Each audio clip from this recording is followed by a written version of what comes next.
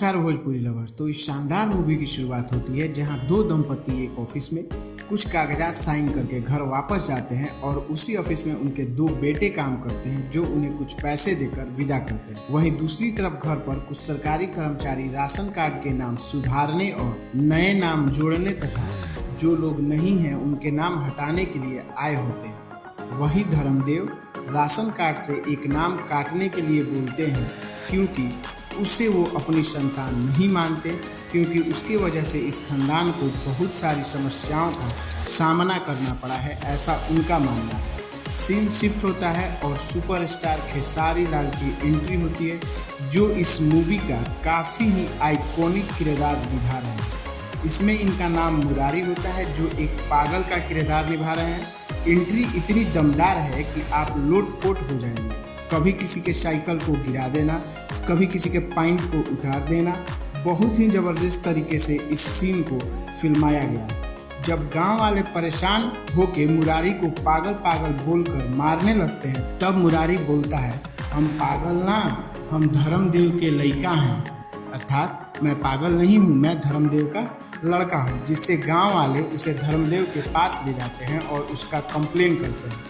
लेकिन बहुत दिनों के बाद जब धर्मदेव उसे देखता है तो उसे बचपन की बातें याद आने लगती हैं जब मुरारी ने एक लड़के की हत्या कर दी थी, जिसके कारण धर्मदेव ने उसको घर से बाहर निकालकर उससे अपना रिश्ता ख़त्म कर दिया था, जिसके कारण वह उसे अपने घर में रखना नहीं चाहता है। वहीं दूसरी तरफ जब मुरारी की प्रेमिका को यह बात पता चलता है कि मुरारी घर वापस आ गया है, जिससे वह काफ़ी खुश होती है। सीन शिफ्ट होता है और मुरारी के घर का सीन दिखाया जाता है जहां पर धर्मदेव मुरारी के घर में रहने का विरोध करता है, लेकिन उसकी मां के मनाने पर मान जाता है। फिर उसकी मां उसका ख्याल बहुत अच्छे से रखती है। इधर घर में मुरारी के दोनों भाभियों को यह चिंता होने लगती है कि अब मुरारी भी घर में आ गया है, जिससे उसके जायदाद में हिस्सा जो है कम मिलेगा। लेकिन मुरारी के दोनों भाई अपनी बीवियों को समझाते हैं कि वो पागल है, बस खाएगा और मजदूर की तरह काम करेगा, इसके अलावा उसका और कुछ भी नहीं है। सुबह होती है जहां मुरारी पागल होते हुए भी अपने माँ बाप का अच्छे से ध्यान रखता है। यह पूरा वृत्तांत एक गाने के माध्यम से दर्शाया गया है जो कि काफ़ी ही लाजवाब है। सीन शिफ्ट होता है जहां मुरारी अपने भतीजा भतीजी के साथ खेल रहा होता है। तभी उसकी माँ धर्मदेव से अपनी बीपी की दवा लाने की बात कहती है। पैसा नहीं होने के कारण धर्मदेव उसे कल सुबह दवा लाने की बात कहता है। जब यह बात मुरारी सुनता है तो वह अपने भाई के जेब से पैसा चुरा के अपने पिता के जेब में डाल देता है, जिससे कि वो उसकी माँ की दवा ला सके। जब मुरारी की माँ धर्मदेव को तैयार होने के लिए कपड़े देती है तो उसमें से 1000 रुपये नीचे गिर जाते हैं, जिससे धर्मदेव को लगता है कि कहीं उसी ने पैसे रखकर भूल गया होगा। और फिर वो बाजार जाने के लिए निकलता है तो देखता है कि मुरारी जो है उसके साइकिल के साथ खेल रहा है, जिससे वह बहुत ही गुस्सा होता है और उसे लात मारकर गिरा देता है और बच्चों को उसके साथ खेलने को मना करके चला जाता है। फिर भी मुरारी उसके पीछे पीछे बाजार जाता है और एक पेड़ के नीचे बैठ जाता है जहां उसकी प्रेमिका आती है, लेकिन मुरारी उसे पहचान नहीं पाता, जिसके कारण वह काफ़ी ही तकलीफ में होती है और वापस चली जाती है। फिर सीन शिफ्ट होता है धान के खेत में जहां मुरारी धान के गट्ठर बना रहा होता है। वहां एक गांव वाला पूछता है कि मुरारी तुम ये क्या कर रहे हो? तो मुरारी बोलता है, मेरे दोनों भाई पैसे कमाने के लिए ऑफिस जाते हैं और मेरे पिताजी बूढ़े हैं, तो यह काम कौन करेगा, इसलिए मैं धान का गट्ठर बना रहा हूँ, मतलब बोझा बना रहा हूँ। कुछ देर बाद धर्मदेव खेत में आते हैं, जिसको देखकर मुरारी वहाँ से भाग जाता है। लेकिन जब वो आकर गाँव वाले से यह पूछते हैं कि यह गट्ठर किसने बनाया, तो वो जवाब देता है कि यह गट्ठर मुरारी ने बनाया। और गांव वाला धर्मदेव को एक सलाह देता है कि क्यों ना मुरारी को किसी अच्छे डॉक्टर से दिखाया जाए, जिससे कि वो ठीक हो जाए। इस पर धर्मदेव गुस्सा हो जाता है और कहता है कि इसके ठीक होने से बेहतर है कि यह मर जाए तो मुझे अच्छा लगेगा। फिर सीन शिफ्ट होता है जहां मुरारी अपने माता पिता का कपड़ा धो रहा होता है, जहां उसकी भाभियां भी अपने अपने कपड़े लेकर आती हैं और उसे धोने के लिए देती हैं। लेकिन मुरारी उनके कपड़े फेंक देता है और उनके ऊपर पानी फेंक के भगा देता है। उसके बाद मुरारी बच्चों के साथ खेलता है और बलून फुलाने के लिए अपने पिताजी की साइकिल के टायर से हवा निकालकर फुलाने लगता है, जिससे धर्मदेव देखकर फिर से आग बबूला हो जाता है।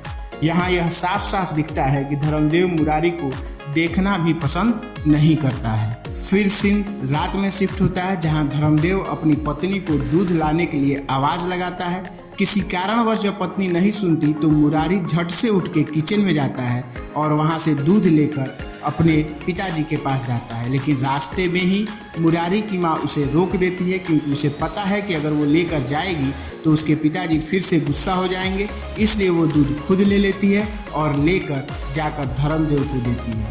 रात का समय होता है, मुरारी गांव की रखवाली करता है और उसी दौरान एक दंपत्ति को परेशान करता है और एक सोए हुए आदमी का खटिया पलट देता है और एक व्यक्ति के पिछवाड़े में लठ घुसेड़ देता है, जिससे गांव वाले परेशान होकर फिर से उसके यहाँ शिकायत लेके जाते हैं, जिन्हें उसकी माँ वहाँ से भगा देती है। सीन शिफ्ट होता है और उसकी माँ उसे एक शादी समारोह में लेकर जाती है, जहाँ पर उसे बहुत अच्छा लगता है और उसकी माँ की कुछ दोस्त जो होती हैं वो उनको एक सलाह देती हैं कि क्यों ना मुरारी की शादी कर दी जाए, जिससे कि मुरारी का भी घर बस जाए।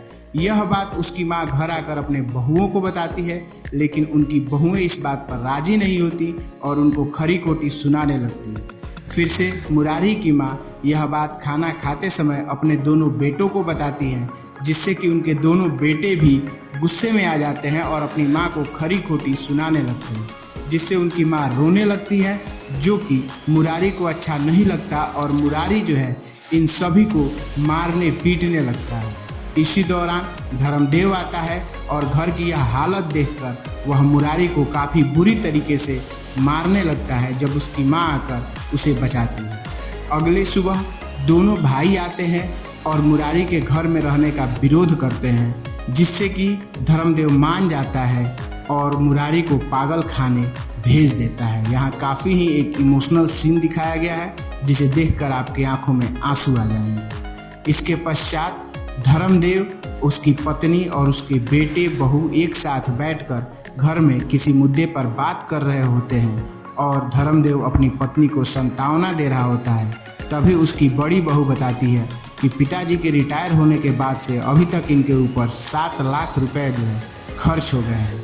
यह बात धर्मदेव को काफ़ी बुरा लगता है और वहाँ से वो अपने कमरे में चला जाता है। रात के समय वो अपनी पत्नी को समझाता है और कहता है कि भूख काफ़ी लगी है, जाकर खाना लेकर आओ। जब पत्नी खाना लेने के लिए किचन में जाती है तो कुछ भी नहीं होता।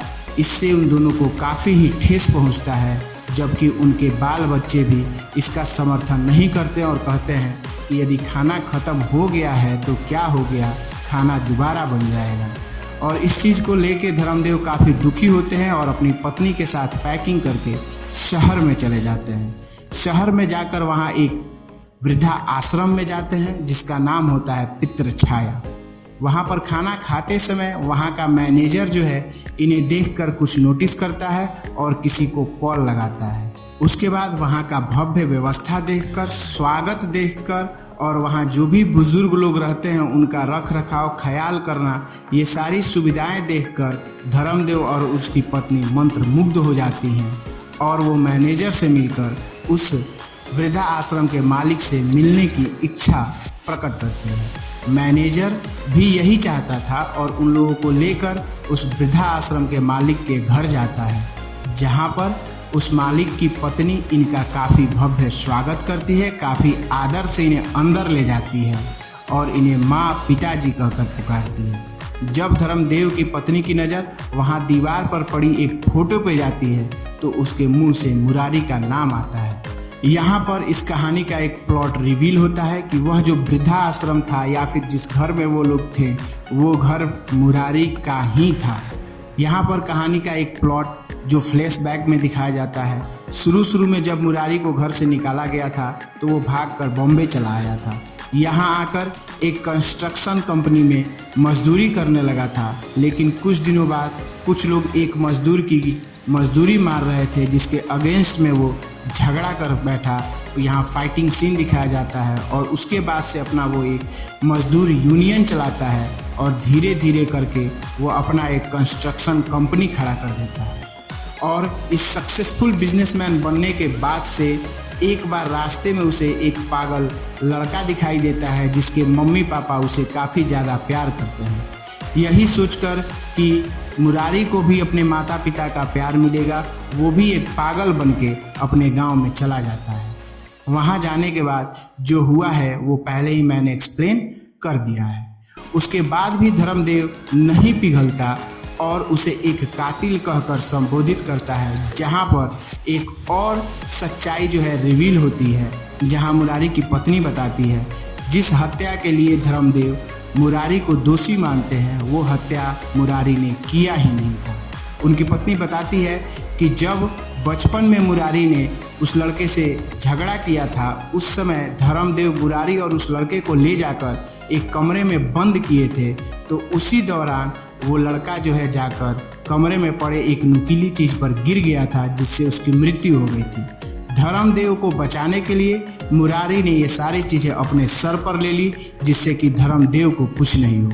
जब धर्मदेव को ये सारी बातें पता चलती हैं तो उसे अपने गलती का एहसास होता है और वो मुरारी से मिलने की इच्छा जाहिर करता है। उसकी पत्नी और उसकी माँ और धर्मदेव मुरारी से मिलने के लिए उसके दूसरे घर में जाते हैं, जहाँ पर मुरारी अनकॉन्शियस अवस्था में पड़ा होता है। यह देखकर मुरारी के पिता को काफ़ी दुख होता है और इसी इमोशनल सीन के साथ यह एक काफ़ी ही शानदार और लाजवाब मूवी समाप्त हो जाती है। तो आगे हम लोग इसके दूसरे पार्ट का वेट करेंगे लोग। और इससे पहले यदि आप चैनल पर नए हैं तो चैनल को सब्सक्राइब, वीडियो को लाइक शेयर ज़रूर कर दें ताकि आने वाला इसका दूसरा पार्ट आपको जल्दी से मिल सके। धन्यवाद।